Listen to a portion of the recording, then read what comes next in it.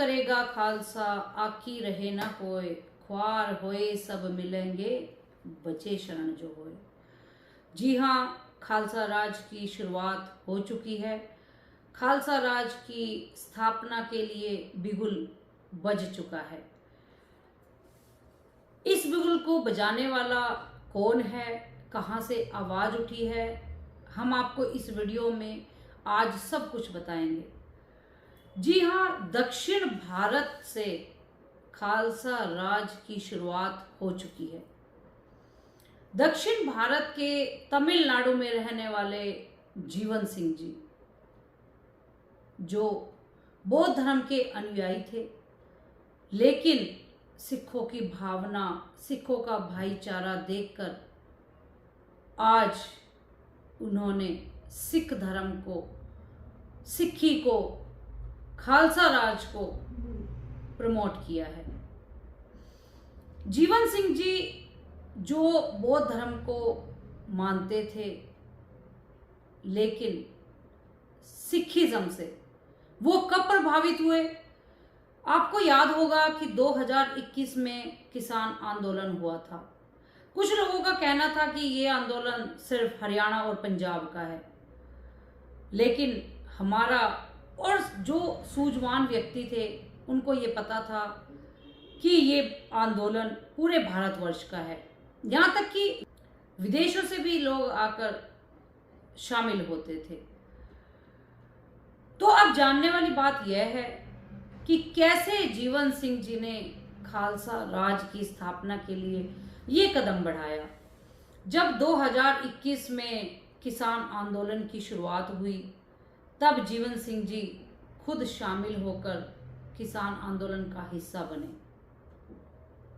किसान आंदोलन में देखने को मिला कि सिखों का भाईचारा, किसी भी धर्म से भेदभाव ना करना, महिलाओं की इज्जत करना और सभी धर्मों को समान मानते हुए इंसानियत के धर्म को अपनाना, इन बातों ने जीवन सिंह को इतना प्रभावित कर दिया कि उस किसान आंदोलन से, सिखों से प्रभावित होकर जीवन सिंह जी ने एक पार्टी का निर्माण कर दिया, बहुजन द्रविड़ पार्टी। ये बातें आपको पूरे भारत की नेशनल मीडिया नहीं बताएगी, क्योंकि अक्सर सच भारतवर्ष की मीडिया दिखाती नहीं है। हम इस वीडियो के माध्यम से आपको बताएंगे कि जीवन सिंह जी ने किसान आंदोलन से प्रभावित होकर बीडीपी, बहुजन द्रविड़ पार्टी का निर्माण किया।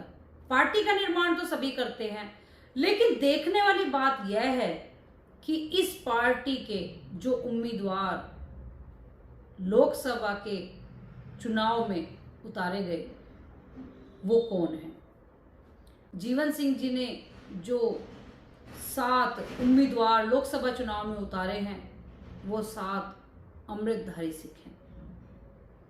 सबसे बड़ी बात यह है कि उनके दिल में सिखों को लेकर इतना प्यार है, इतनी भावना है, इतना सत्कार है कि उन्होंने 7 लोगों को, 7 अमृतधारी सिखों को, जिसमें एक कौर भी है, जिसमें एक महिला भी है, बहुत ही सत्कार योग उनका ये कदम है जीवन सिंह जी का।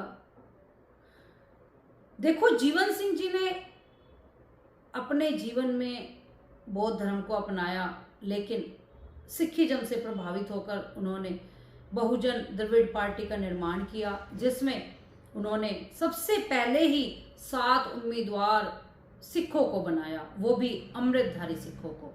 उसका क्या कारण था? क्योंकि जो पार्टी होती है उसका एक उद्देश्य होता है। वो किस उद्देश्य को लेकर इस भारतवर्ष में आना चाहती है?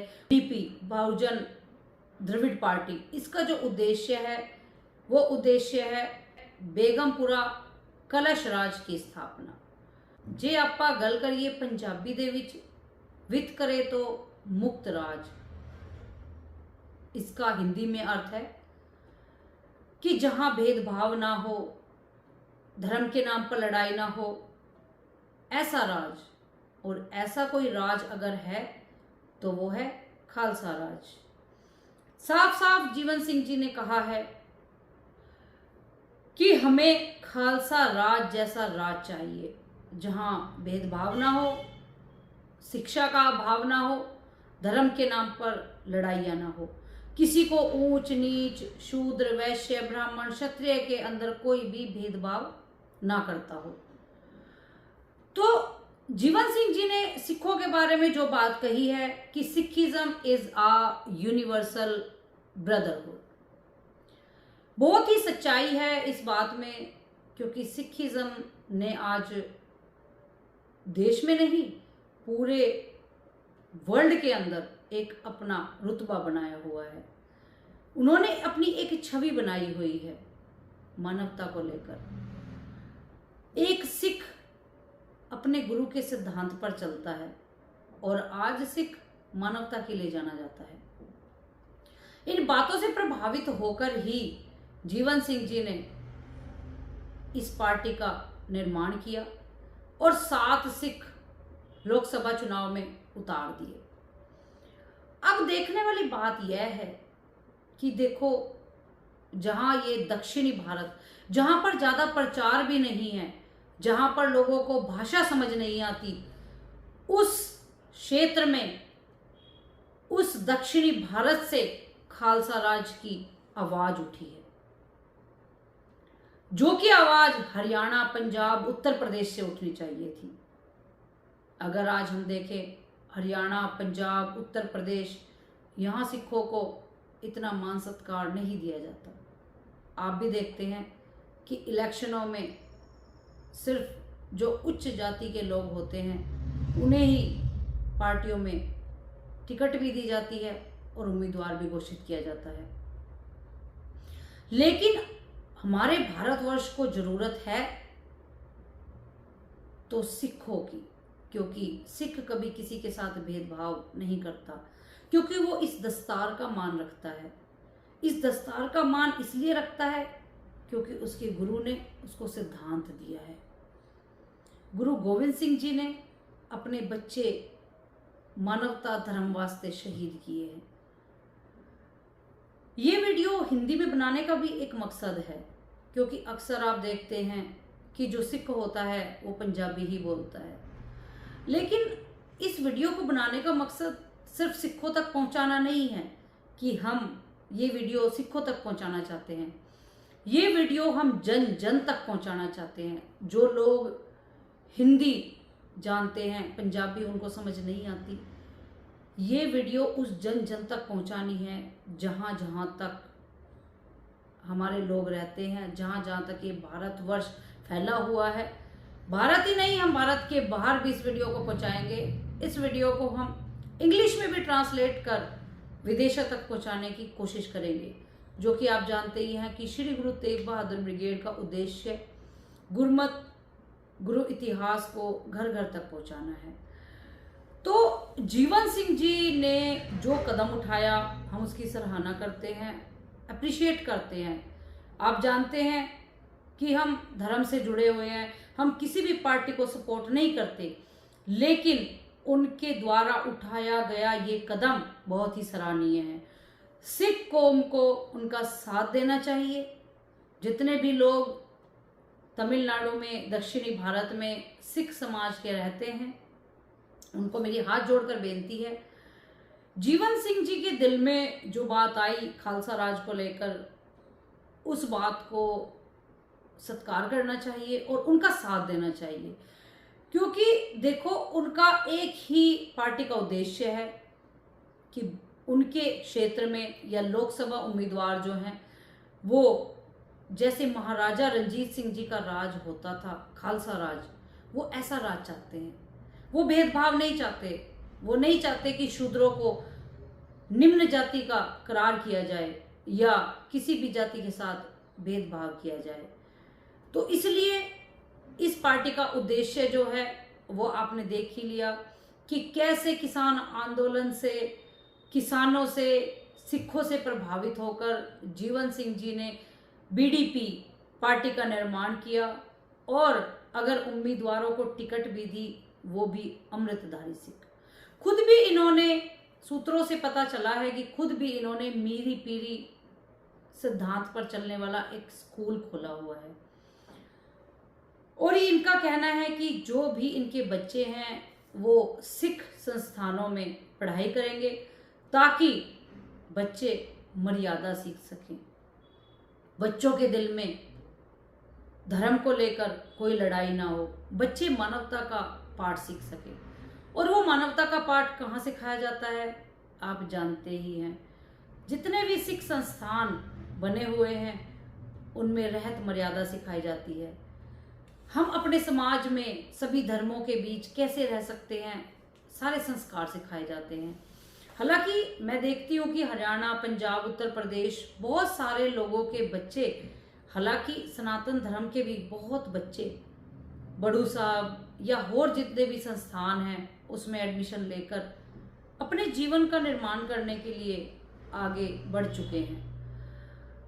इस वीडियो को बनाने का उद्देश्य ये था क्योंकि कभी भी आपको नेशनल मीडिया ये बात नहीं दिखाएगी कि कोई जीवन सिंह नाम का व्यक्ति जो कि दक्षिणी भारत में रहता है, जहां हमारी हिंदी को लोग नहीं समझते, उस दक्षिणी भारत में रहने वाला एक व्यक्ति जीवन सिंह सिखों से प्रभावित होकर एक पार्टी बनाता है और वो मांग करता है खालसा राज की, कि किस तरीके से भारतवर्ष में खालसा राज आना चाहिए।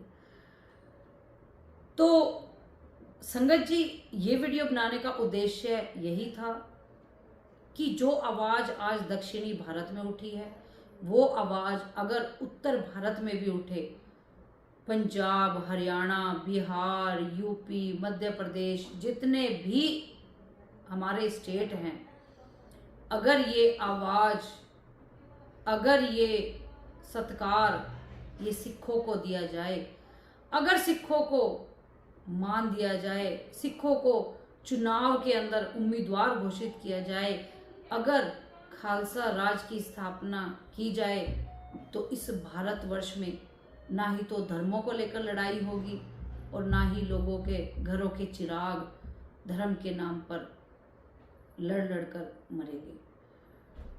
इस वीडियो को ज़्यादा से ज़्यादा शेयर करने का काम आपका है, क्योंकि आप जानते ही हैं कि we stand only for truth. सच्चाई का साथ देना हमारा काम है, वीडियो को शेयर करना आपका काम है।